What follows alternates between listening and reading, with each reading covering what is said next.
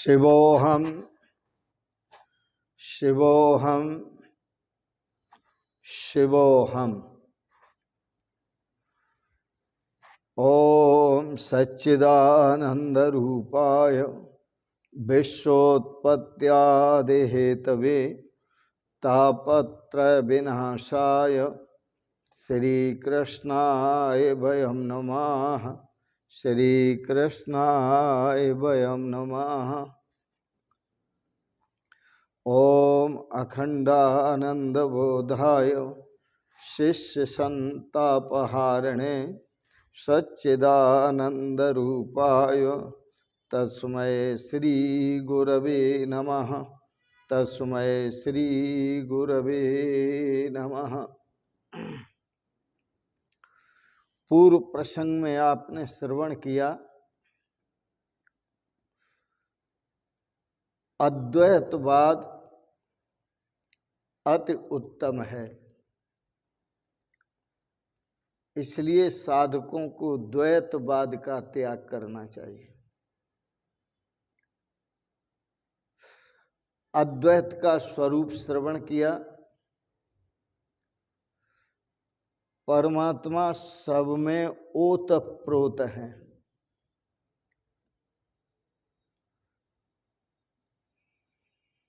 ईशो उपनिषद सर्वप्रथम उपनिषद है, जिसमें सबसे पहला मंत्र है ओम ईशावास्यमिदं द्वं सर्वं यत् किंच जगत्याम जगत तेन त्यक्तेन भुंजीथा मां गृधः कस्य स्वेद्धनम्। आप किसी के धन पर कुदृष्टि न रखें, गिद्ध दृष्टि न रखें। गिद्ध उड़ता तो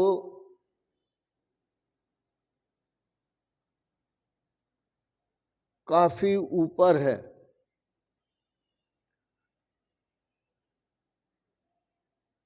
और किलोमीटरों से भी ज्यादा ऊपर उड़ता है, लेकिन उसकी जो दृष्टि होती है वो नीचे पड़े हुए मांस पर होती है। इसलिए यहाँ वैदिक ऋषियों ने कहा कि यहाँ कोई मांस नहीं है, यहाँ धन किसी का नहीं है, यहाँ तो ईशावास्यमिदं सर्वम, यह सब कुछ ईश्वर से व्याप्त है। और ईश्वर से व्याप्त का अर्थ होता है कि ईश्वर ही अंदर है, ईश्वर ही बाहर है, भीतर बाहर ईश्वर ही है। ये अद्वैतवाद। जिस वस्तु को आप समझते हैं वो वस्तु ही नहीं है, जिस द्रव्य को आप समझते हैं वह द्रव्य द्रव्य नहीं है, जिस पदार्थ को आप समझते हैं वह पदार्थ पदार्थ नहीं है, जिस व्यक्ति को आप समझते हैं वह व्यक्ति व्यक्ति ही नहीं है। यहाँ तो सब भगवान का स्वरूप है। सोने से बने हुए आभूषण सभी स्वर्ण स्वरूप हैं, लोहे से बने हुए शस्त्र सभी लोहा स्वरूप हैं, मिट्टी से बने हुए बर्तन सभी मिट्टी स्वरूप हैं, उनमें ओतप्रोत मिट्टी ही है। इसी तरह इस जगत में यह जगत जो परमात्मा से उत्पन्न हुआ जिसको कहा जाता है, यह जगत भी परमात्मा से ओतप्रोत है। इसलिए ईशावास्यमिदं सर्वम, यह सब कुछ ईश्वर से व्याप्त है। ईशावास्यम ईश्वरेण व्याप्तम, व्याप्तम ओतश्च प्रोतश्च। यह अद्वैतवाद अति सुंदर है। और जहाँ तक कर्म करने की बात है, तो यदि वह परमात्मा भी संसार में अवतार लेकर आएगा तो उसे भी कर्म करने पड़ेंगे। ईश्वर को भी सत्कर्म करने पड़ते हैं, परंतु ईश्वर किसी भी सत्कर्म में आसक्त नहीं होते। किसी सत्कर्म को करने का अहंकार नहीं करते, वो अनासक्त होकर कर्म करते हैं, निरअहंकार होकर कर्म करते हैं। राम भगवान श्री राम का अवतार हुआ, भगवान श्री कृष्ण का अवतार हुआ, बड़े से बड़े जितने भी अवतार हुए उन्होंने आपको श्रेष्ठ आचरण करके दिखाया है, सत्कर्म का आदर्श प्रस्तुत किया है आपके सामने। तो सत्कर्म करके बतलाने वाले वो अवतार हैं, इसलिए भगवान ने स्वयं भी सत्कर्म किए हैं। श्रीमद् भगवद गीता में कर्म की व्याख्या करते हुए भगवान श्री कृष्ण ने कहा, न कश्चित क्षणमपि जातु तिष्ठत्य कर्म कृत। बिना कर्म किए हुए कोई भी व्यक्ति मनुष्य एक क्षण भी नहीं रह सकता। इसलिए प्रत्येक व्यक्ति को, मनुष्य को कर्म तो करना चाहिए, लेकिन अनासक्त होकर कर्म करना चाहिए। अतः अनासक्त होकर के कर्म करो। तीसरे मनु हुए। कल के प्रसंग में आप श्रवण कर रहे थे, 8वें श्रीमद् भागवत के 8वें स्कंद में मनवंतर लीला का वर्णन है। तीसरे मनु हुए उत्तम। प्रभु ने सत्यसेन के रूप में अवतार लिया, अवतार धारण किया, और चौथे मनवंतर में प्रभु ने हरि अवतार धारण किया। तो हरि अवतार लेकर भी उन्होंने सुंदर अच्छे कर्म किए और गजेंद्र की रक्षा की। गजेंद्र की रक्षा की। दूसरे अध्याय के चौथे अध्याय तक गजेंद्र मोक्ष की कथा आती है। राजा परीक्षित ने श्री सुखदेव जी से निवेदन किया, प्रार्थना की, कहा महाराज मुझे आप गजेंद्र मोक्ष की कथा सुनाइए। श्री सुखदेव जी कहते हैं, राजन, त्रकूट पर्वत, एक त्रकूट पर्वत है। त्रि का अर्थ होता है 3।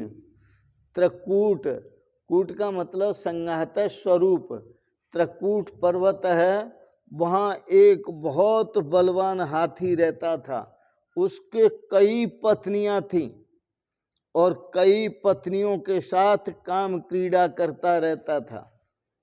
गर्मी का मौसम था, बड़ी गर्मी लगी सभी को। उस त्रकूट पर्वत के नीचे एक सरोवर था।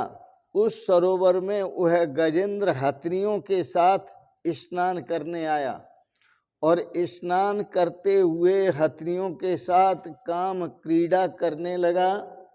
और काम क्रीड़ा करते करते वह भूल ही गया। और जब वह भूल गया और काम क्रीड़ा में मस्त हो गया, याद रखना यह उस हाथी की कथा नहीं है, यह वस्तुतः आप सबकी कथा है। जैसे हाथी काम क्रीड़ा में मस्त होकर के सरोवर में स्नान करने में इतना मस्त हो जाता है कि वह सब कुछ भूल जाता है, इसी प्रकार से संसार के जो जीव हैं, मनुष्य हैं, यह संसार रूपी सरोवर में स्नान करते हैं, काम क्रीड़ा करते हैं, भोगों को भोगते हैं और भगवान को भी भूल जाते हैं। हथनियों से घिरा हुआ, बच्चों से घिरा हुआ, इतना आनंद विहार करने लगा कि वह सब कुछ भूल गया। जब सब कुछ भूला तो ऐसे ही जब भगवान को भूल गया तो एक ग्राह ने, जो सरोवर में ग्राह रहता था, उसने उसका पांव पकड़ लिया। पांव पकड़कर गहरे में खींचे हुए जा रहा है। याद रखना, हाथी थलचर है, वह पृथ्वी पर चलने वाला है, लेकिन जो ग्राह है वो जलचर है, वह जल में रहने वाला है। वहाँ हाथी की शक्ति काम नहीं करती। हाथी खिंचा हुआ जा रहा है और ग्राह खींचे हुए ले जा रहा है। जब गजेंद्र, और यह भूल इसलिए हुई क्योंकि गजेंद्र जल क्रीड़ा में तन्मय हो गया। जैसे मानव कर्म क्रीड़ा में तन्मय होता है, तो संसार ही एक सरोवर है, जीव ही गजेंद्र है, मनुष्य ही गजेंद्र है, जीव ही गजेंद्र है, और काल ही मगरमच्छ है।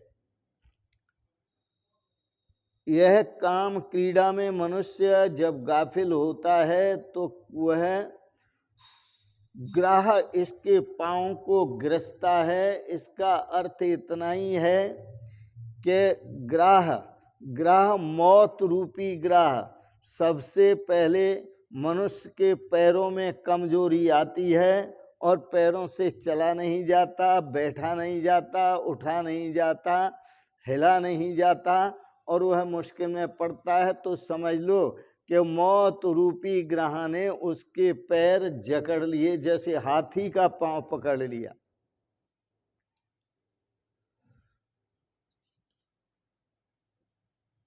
जब उसका पांव पकड़ा और खींचकर ग्राह भीतर ले जा रहा था, तो जितने भी पत्नियां उसकी थी हाथी की, जितने भी उसके बाल बच्चे थे, सब छोड़कर भाग जाते हैं। अकेला मौत से लड़ता है, ग्राह से लड़ता है।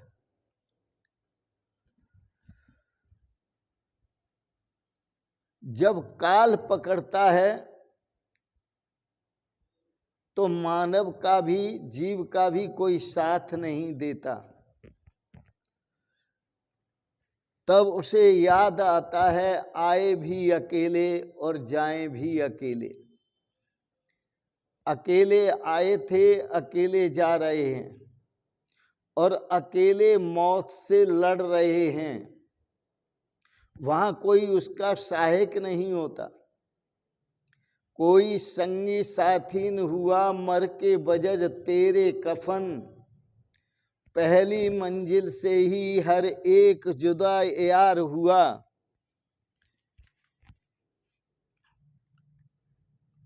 कोई संगी साथी न हुआ, मर के बजज तेरे कफन, पहली मंजिल से ही हर एक जुदा यार हुआ। जब मौत आती है तो कोई साथ नहीं देता, वहीं से सबका रिश्ता टूटने लगता है। तो ये स्थिति उस केवल हाथी की नहीं, यह स्थिति मनुष्य की भी है। यह मेरा है, धन मेरा है, परिवार मेरा है, घरबार मेरा है, ये सब झूठी बातें हैं। संसार में रहकर मनुष्य जितना उपभोग करता है उतना भी उसका नहीं है, एक तरफ से एक दृष्टि से देखा जाए तो। और फिर मनुष्य अपनी हवस को पूरा करने के लिए वह भोगों को भोगता ही जाता है, भोगता ही जाता है। जबकि वेदों ने कहा 25 वर्ष तक ब्रह्मचारी रहो, 25 से 50 तक गृहस्थी भोगो, और आज की बात तो छोड़ो, 25-100 वर्ष की अक्सर आयु किसी की होती नहीं, पहुंचता ही नहीं आदमी, 100 वर्ष की आयु पूरी नहीं कर पाता। तो इस